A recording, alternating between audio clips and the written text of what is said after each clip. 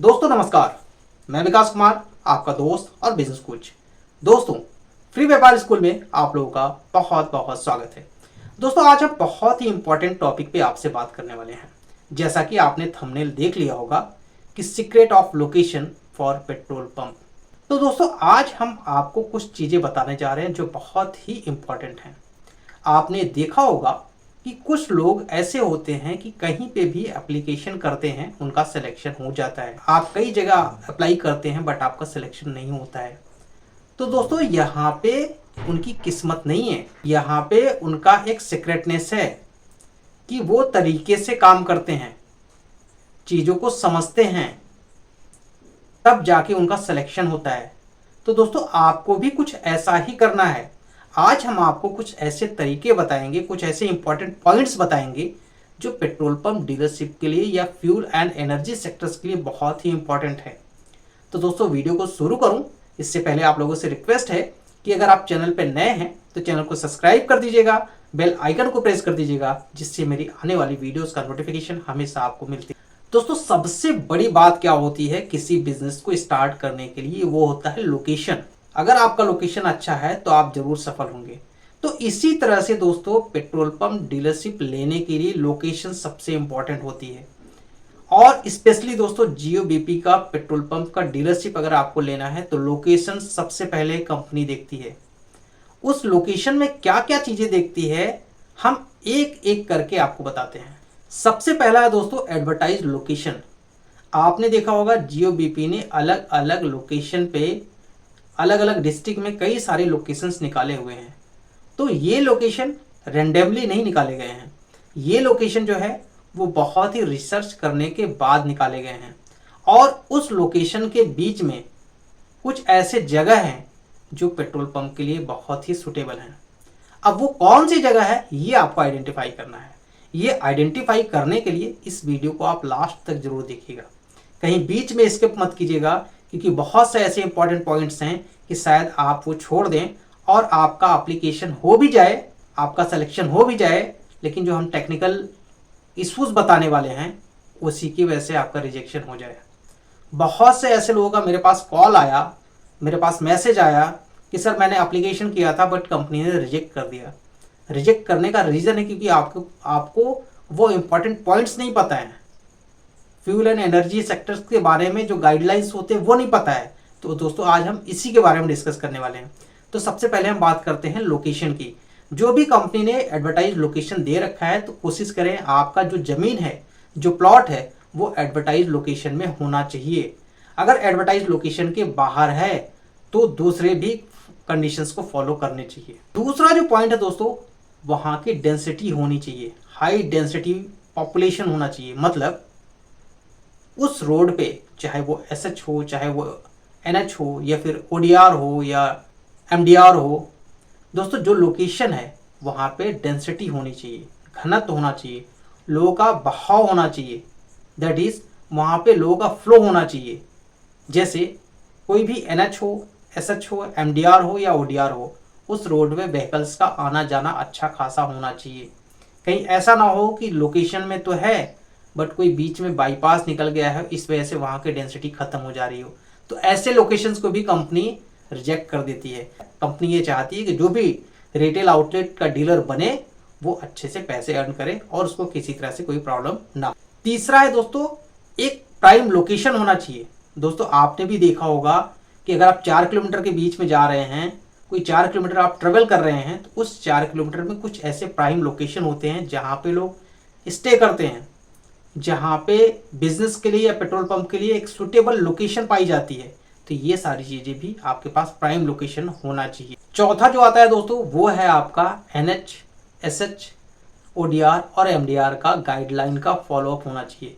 अब ये गाइडलाइंस क्या क्या हैं ये आपको पता ही नहीं है। आपने कहीं पे भी प्लॉट ले लिया, बाद में कंपनी के फील्ड ऑफिसर्स गए, वहाँ पे फील्ड मैनेजर्स गए, उन्होंने देखा, फिर उनको लगा कि नहीं ये तो लोकेशन सुटेबल नहीं है, आपका रिजेक्ट कर दिया। आपके वहाँ पे एप्लीकेशन फीस गई, आपने एफर्ट किया वो गई, जो भी आपने पैसे दिए वो गए, सारी चीज़ चले गई। तो यहाँ पे दोस्तों, जिन्होंने अभी तक ज़मीन को फाइनल नहीं किया है तो वो इन कंडीशंस को जरूर फुलफिल कर लें, अदरवाइज रिजेक्शन फिक्स है। जो भी प्लॉट आपने आइडेंटिफाई किया है उस प्लॉट से कम 70 से 80 मीटर दूर स्कूल, कॉलेज, हॉस्पिटल, मंदिर या फिर कोई भी ऐसा पब्लिक प्लेस हो जहाँ पे पॉपुलेशन थोड़ी सी ज़्यादा हो। स्कूल में बच्चे होते हैं जहाँ पे गैदरिंग होती है, हॉस्पिटल में गैदरिंग होती है, मंदिर में गैदरिंग होती है। तो इन सब से कम 50 से 100 मीटर के डिफरेंस पे होना चाहिए। मिनिमम 50 मीटर का डिफरेंस ये एनएच की गाइडलाइन कहती है। तो इस चीज़ को आप जरूर समझें कि जो भी आप प्लॉट आइडेंटिफाई कर रहे हैं वहाँ से देख लें कहीं स्कूल, कॉलेज, मंदिर, हॉस्पिटल ये सारी चीज़ें दूर हैं कि नहीं है।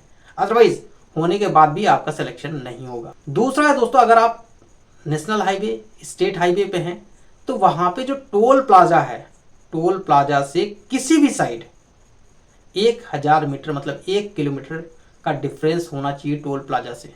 अगर 1 किलोमीटर से पहले आपका नहीं है तो वो भी लोकेशन फाइनल नहीं होगी। ठीक है। तीसरा है दोस्तों फ्लाईओवर और ब्रिज।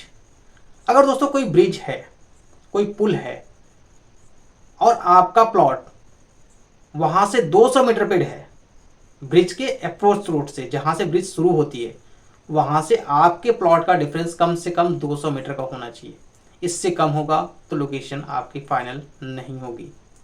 इसी तरह से दोस्तों अगर कोई फ्लाईओवर है तो फ्लाईओवर के केस में भी ऐसा ही होता है, 200 मीटर का डिफरेंस होना चाहिए। नेक्स्ट है दोस्तों वाटर बॉडी, दैट इज नदी, तालाब या फिर कोई ऐसा वाटर बॉडी, नहर, वहां से कम 50 मीटर के डिफरेंस पे होना चाहिए। ये इसलिए होता है क्योंकि जो टैंक होते हैं अगर उसमें पानी ज़्यादा आ जाए तो आपके टैंक भी खराब हो सकते हैं और वाटर पॉल्यूशन भी हो सकता है।